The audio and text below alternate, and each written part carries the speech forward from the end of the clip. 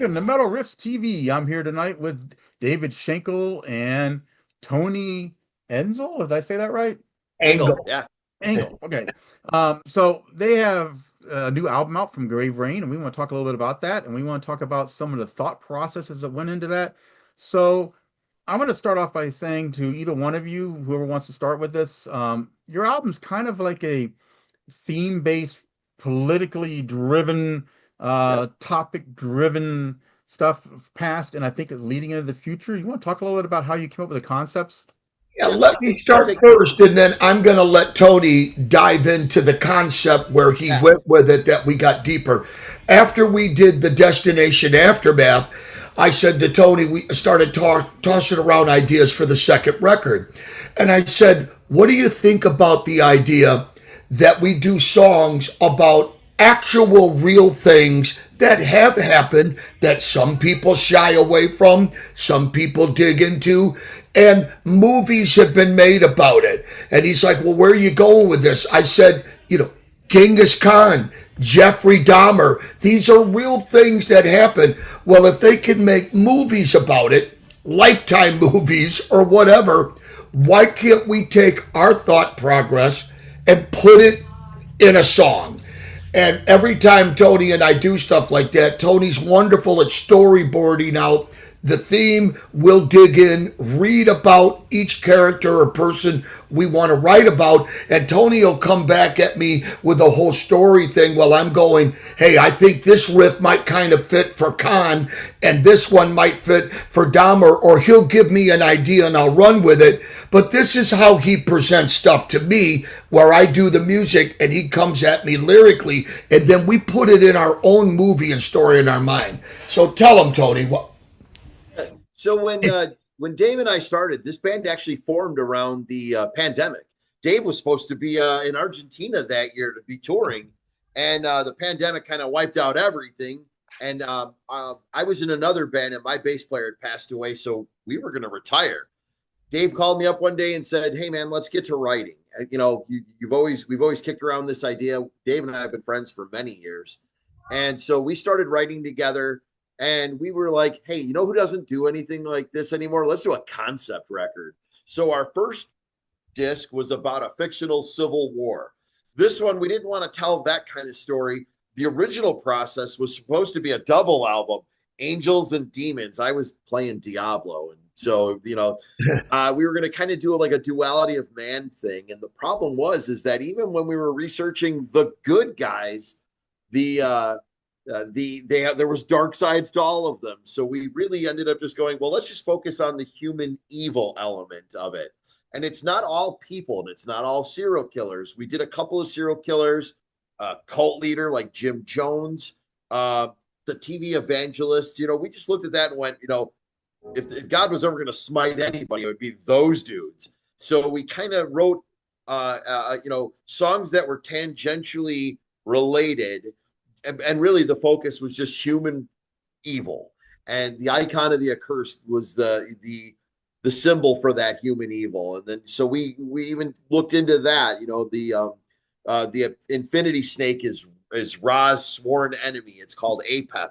Yeah. So the snake is on the CD, and it allowed us to brand everything as well. So it really, Dave and I, this is the second time we've done an album. So the first time we were kind of learning each other. Now we kind of know how each other works. So it's really just kind of pushing the envelope. Dave might actually hey, Tony, I think you should try something different with the vocal on this, or, Dave, this needs to be a sleazy riff, so we kind of approach this a little differently, but really a continuation of our first record, just kind of, but expanded on it. We didn't want to make Destination Aftermath 2. Yeah. We wanted to grow and expand on our sound a bit, and we achieved obviously that. We're super happy with the results on that, and just a lot of people were like, I can't believe you did a song about some of the stuff that we chose.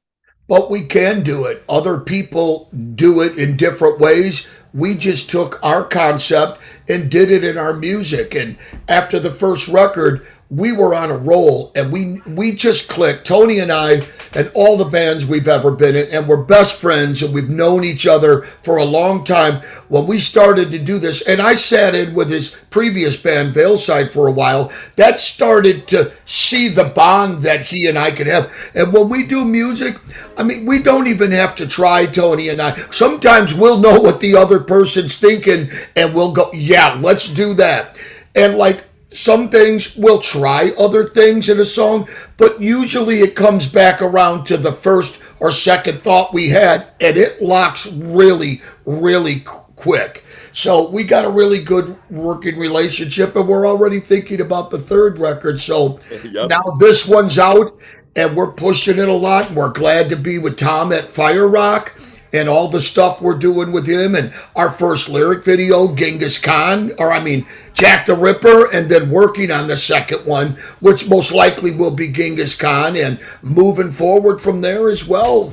But this is what we did, and we ran it up a flagpole to see who would salute it, and nobody's really come after us yet and like tried to downplay it. It is what it is. We're just telling that story about many different real life things that happened our way. That's all. Yeah, and like there's some stuff in there like Unit 731. I had to do a little research on that because I was like, I've never really heard of that. And then I went and saw it and I said, oh wow, That's him. That's Tony. Blame that on him. For those that don't know what Unit 731 is, what is that? When he told me what that was, I knew the direction of the music that he was hoping to hear, and I went, okay, I know exactly what I'm doing with that, what guitar I want to do, and I think like within 2 days, I was sending him all these parts, and he's like, okay, let's move this around and that, because this is how we work and gel. He came up with that, and I went like this, what? Unit what? We're going to a storage unit? No, all kidding aside. So go ahead, John. So Unit 731, obviously the one thing that Dave and I didn't write about, and you'll notice it was the low-hanging fruit on there. As much as we were writing about human evil, we really didn't touch the Third Reich. We didn't want to send the wrong message. We didn't want to bring in the wrong people. Hey, play the Hitler song, brother. No, that's not us. And so, but I still wanted to touch on, what the things that human beings do to each other. So although we were trying to avoid the Third Reich, I found out that the Japanese were doing the exact same thing that Joseph Mengele was doing for the Third Reich. So, but I didn't know that either. So I started researching it. The Japanese were kidnapping the Chinese, and they'd like swap their eyes, swap their arms, no anesthesia, just to see what would happen. Spray diseases and test them, and so it was really human subjects. And literally, the opening of that song sounds like Arkham Asylum or something. We just one of the things that our producer, who's a really good friend of mine, taught Dave and I was the art of the world build. When you're building a world around your song, it's not just putting sound effects in; it's actually making it seem. You want to put the listener in there so they can hear the breathing, the panic, you want to kind of drive home that sort of we wanted to bring the reality to that song. And Dave, like he said, Dave knew exactly where to go with this. We just went full on brutality as far as the music was concerned. So, and I told Dave, don't slow down, just keep going. Yeah, don't slow down. He goes, you just keep going in that direction you're going. I think that works, and we're going to need that. And that's the thing about Tony and I, how we work and learned from the first record, is when we bring up a topic or a song, especially something as powerful and real as about what's really happened, we talk about it for hours. We talk about what kind of music should go with that, storyboard it. Will we have talking in the middle? And on this record, I'm sure you've heard, we bring in actual speeches from people that were there involved, like the Dahmer thing, the news reporters, and other things, because that makes it more real, because it is real. It really happened. And that's what puts us in our zone, to where when we do it, it's not just, well, here's a 3.5 minute song. This is really crushing. Okay, what are you, 13? We really dig in for what we do, what we like, how we do our music, our passion, our power that we love and that our fans love. So and this is why we work so well together. And he'll say, Dave, do more of that one. I'll go, oh, I thought maybe I went too far. And he'll go, no, give me more. We can take away if we want. And I'll tell Tone, okay, do this, sing more here, talk there. And it just really rolls for us now from after the first record. But we were real careful, like he said, about who we wrote about on this record without going too far in anything with Hitler and the Reich. We stayed away from all that. That was not part of what we wanted with this. Some may say, why not? Well, it was our record, and that's what we chose to do. Okay? So there you go. Yeah, but there is one song that kind of goes that direction, and I don't know how to actually say it right, but the Holodomo or Holodomor. They can't say it either, so it's all good. Say it. Oh my God! Tell him the story behind that one. Yeah. So the Holodomor. Dave, so I'm gonna actually back up because this actually is kind of a cool. Dave calls me up and he's like, "Hey, I'm thinking of changing the key on a tune. He wanted to take a step down, and so he played it for me, and we went down to B. That's not on the drop 7? B? Drop B. We're in drop B, and we don't really have songs in that realm. And I said, "Oh, dude, that's got such a great groove to it, though, and it's so crunchy."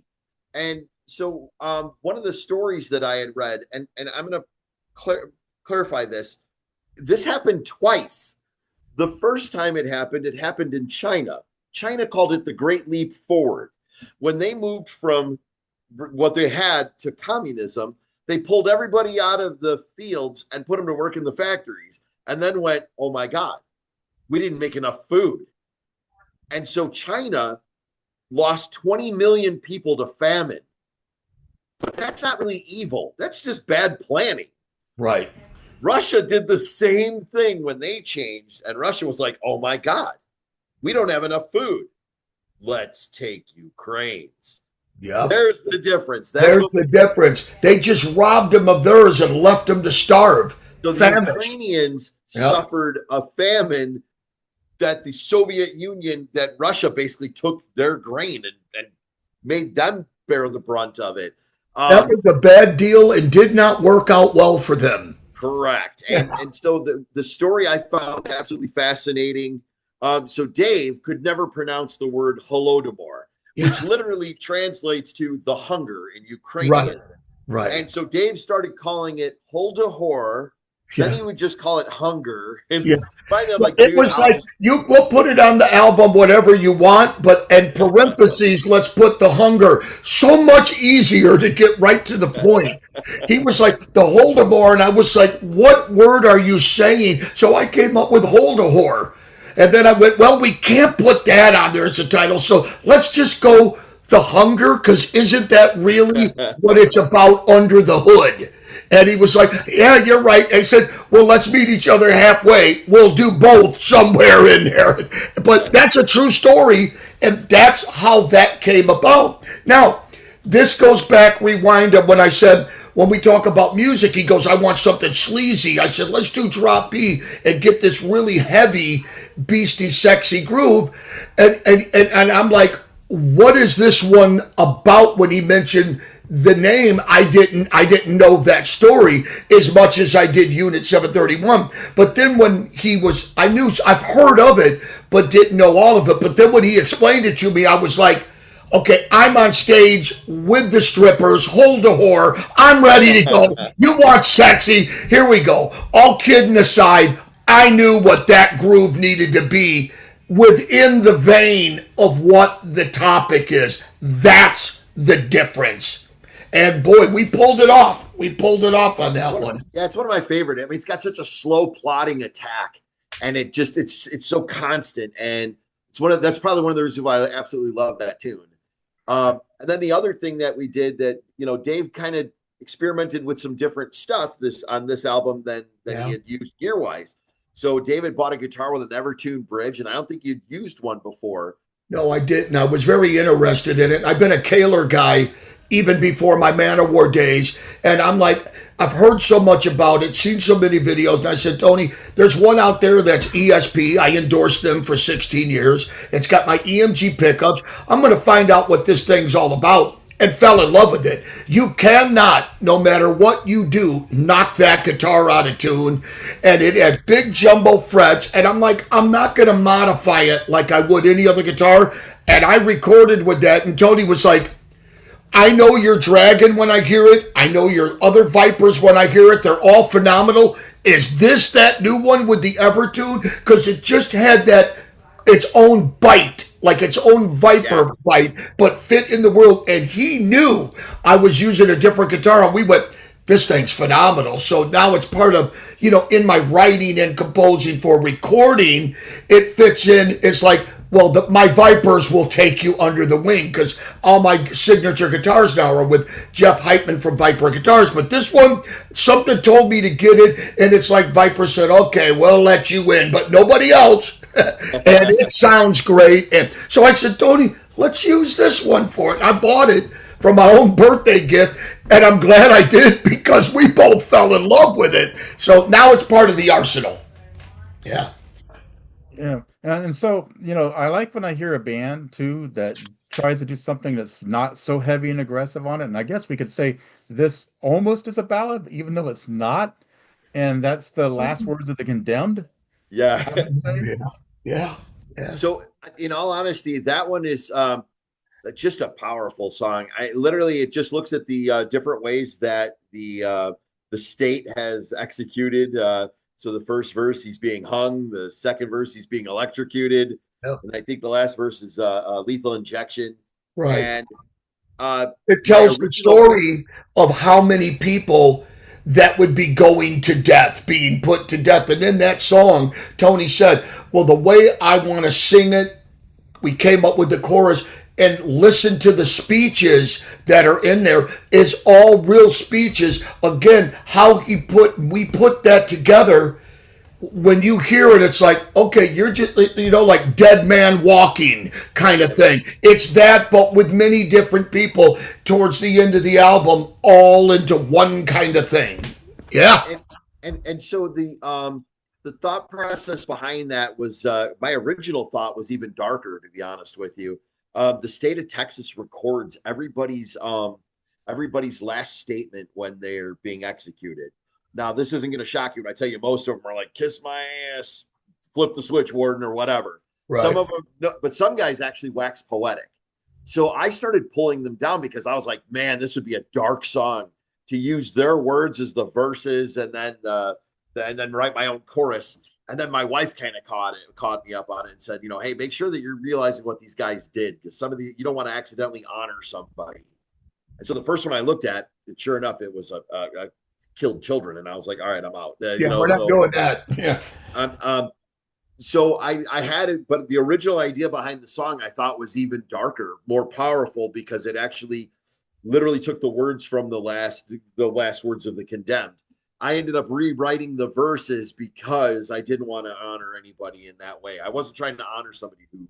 Yeah, you watch how far you go, so people don't go, well, wow, man, there was no filter on you for that. And we did use some filters where we felt it was needed, and to stay even with the record. Or you can go too far, and we didn't want to do that, and we don't feel that we did. So we definitely went into some dark places, though, to put this record together. I'll give you an example. We actually listened to the Jim Jones death tape. Jim Jones killed 900 people when he ran his cult in South America, I assume Central America, and literally, like, he recorded everything when he got the people to drink the Kool-Aid, and then he kind of talked trash to them as they were kind of freaking out, when they realized what they had done. And it puts you in a dark place, man, to listen to that stuff. But it also gave us clarity. So it was kind of a duality thing, where like you're sitting down and listening to some real intense stuff. Like I said, we never say Dahmer's name in the song. The song's called "The Escape from the Oxford Apartments," and we use the actual newscasts from Wisconsin to present the story on that. And I wrote that from the last victim's perspective. He's the guy who escaped. The guy that got away, and what was it like through his eyes? He escaped, and so the chorus is "I escaped the apartment." So, like I said, you can kind of go into some dark realms, and I think you should, because songs are really just telling a story. Dave and I do other music as well, and when we do, you kind of become a character. You want to. I want to make sure that I'm evoking the proper emotion that character derives. And exactly. That when we're telling this story, in these cases, Dave and I really didn't take a side. We just this is what happened. Can you friggin' believe it? This is what happened. And saying what you want to say and singing it to get your point across. And how far can we go with this song and this character compared to Genghis Khan or Jack the Ripper? Each is a completely different story, but it's in our circle of what we're writing about. But you could go farther with some, maybe not as much with other. And that's what we watch for when we say, let's not cross the line. And we really didn't have too much of that to have to deal with, because history has already told the story. Again, putting it in our way in music and getting our point across for each song, and some right to the limit, and it worked. It worked. And music is very visualizing anyway. If you listen to the lyrics, you listen to the music, it takes you on a journey in your mind. So with all those little things you guys have added to it, it just helps people do that more, I think. Completes the story. I know there's many, many songs that we associate with stuff going on in our lives at different times. But at the same time, it's like you'll hear that one song that just like hits a chord with you, and it sticks with you for life. And so, we never know. There may be some people that listen to this album and say, hey, you know what? That hit home because of this. Maybe something going on in their life too, that's actually occurred to somebody in their families or something. And history repeats itself, unfortunately. Or those songs that you hear and go, oh my God, I know exactly where I was at the first time I heard this song and what or whom I was with, and you will never forget it. Like, you know a song from so long ago and you couldn't think of the words, and the moment the song comes on, all of a sudden you know all the words again. I mean, that's happened to everybody at some point. I don't know, man. My brain is all song lyrics, so yeah. So I know that you guys are releasing this out in July, the beginning of July.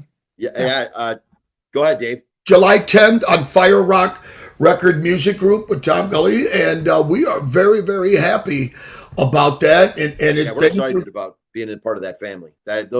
Tom's been absolutely dynamite with us, and I can't say enough good things about the man. Yeah, and I know Tom too, and he's a stand-up guy. He's a great guy to work with. Yes, he is.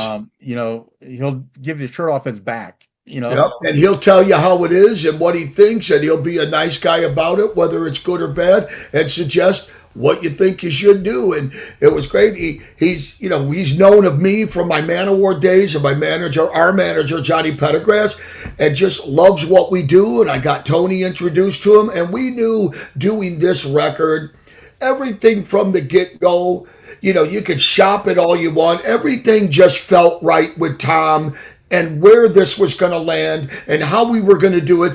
And he gave us the best deal anybody could have ever asked from him.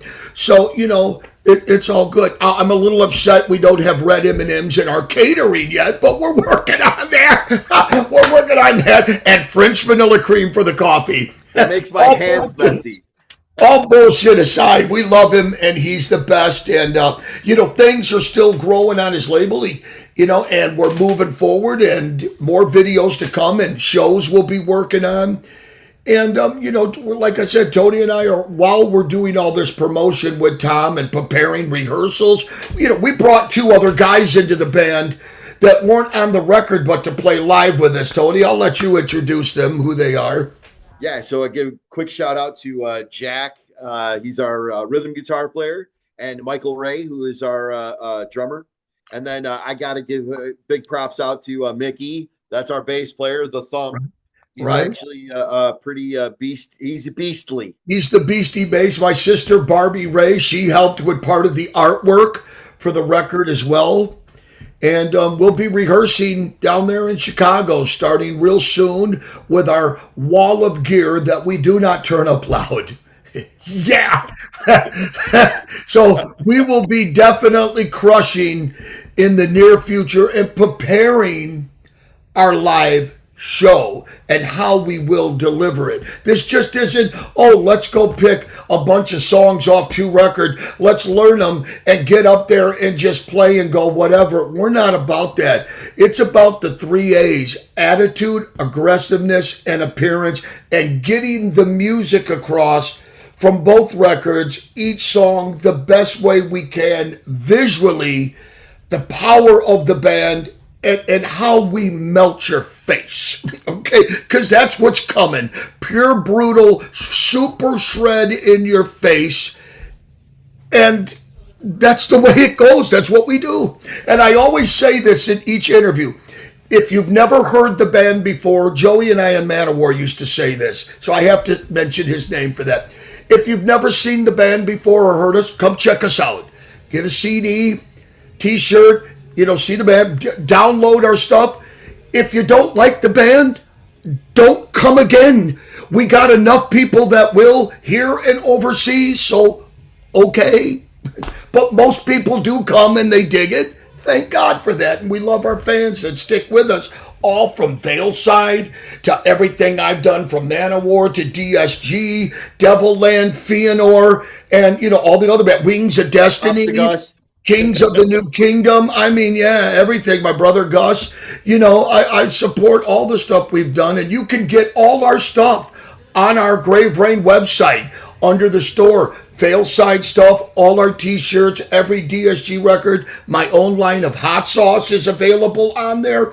Anything you want that we have from our bands, Tony and I combined, and there's our store to get it. Yeah, all of our music careers are kind of put together on this, on the website. So, and there's links to all our pages, and if people are interested in guitar lessons from me, you can click on there and it'll take you to me to send me an email or Facebook if you're interested in wanting to talk about learning to be a real guitar player, however far you choose to go. Everybody's different. I'm on page 2. Yeah, page 2. He's been studying by mail for 2 weeks now. He's almost there. It's working out real good. Yeah. So, anything else you guys want to share before we wrap things up? Or a big time shout out to you guys for everything you do to help promote guys like us, so we can keep doing what we love. It helps enlarge our footprint, and that's what we're Dave and I are working together, whether we're working apart. It's literally we want to make sure that the footprint we're leaving is pretty large, and so we appreciate you guys on that front. And to our fans, it's coming. Be ready. It's coming, and thank you for staying with us and having us, and thanks to all my endorsement people that have stayed by me, from Kaler, EMG, Ernie Ball, Fractal, Jeff at Viper. And, there is more to come. It's one thing about me and Tony, real quick to the fans. We may be scheduling to start rehearsals and getting our record out there and excited with Tom at FireRock, but Tony and I can't go very long without writing some more to start the next record, because it's just a bond we have that drives us together. So we'll be working on new stuff while we're still getting the first 2 records out there. That's how we roll. And thank you all for being there, and thank you for having us on, my friend. Really appreciate you taking the time and being interested enough in our band and our music. And it's guys like you that help. Well, I appreciate your time as well, David. And I don't know if you go by David, but David, or and Tony. But it's kind of what I've always wanted to do, is actually be involved with bands and just help them get their message out. And that's really what this is all about, is getting your message out, getting your story out, like we were talking about today. The story behind the album, what's going on that people don't always know, That's very true. And thank you for just getting right to the point with everything, like you'd mentioned. And things don't have to drag on. You got the question you want, we give you the answer. I Perfect. really, really appreciate your time tonight, and we will talk in the future. I hope so. I hope we can come back and do this again. You rock. Thank you so Appreciate it. much for having us. Hail and shred on. And kill. Thanks, everybody. Thank you.